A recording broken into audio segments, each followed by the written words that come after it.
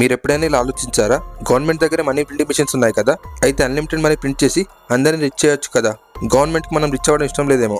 అలా అని కాదు, దాని వెనుక ఒక ఇంట్రెస్టింగ్ రీజన్ ఉంది. ఒక కంట్రీలో 5 మాత్రమే ఉన్నారనుకోండి, ఒకరి దగ్గర 50 రూపాయలు, ఇంకొకరి దగ్గర 20, 10, 5, 1 ఇలా ఉన్నాయనుకోండి. ఆ కంట్రీలో ఒకే షాప్ మాత్రమే ఉంది.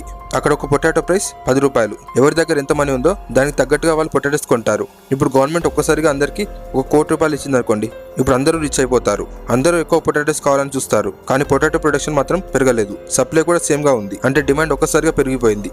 డిమాండ్ పెరిగితే ప్రైస్ కూడా పెరుగుతుంది. అర్థమవ్వలేదా? ఇంకొంచెం సింపుల్ గా చెప్తాను. మీ దగ్గర ఒక వాటర్ బాటిల్ ఉంది, మీరు దాని ప్రైస్ 10 పెట్టారనుకోండి, వెంటనే 1000 మంది కొనడానికి వచ్చారు. కానీ మీ దగ్గర ఒకే బాటిల్ ఉంది, అందరికీ ఇవ్వలేరు. అందుకే మీరు ప్రైస్ ని 500 చేశారు.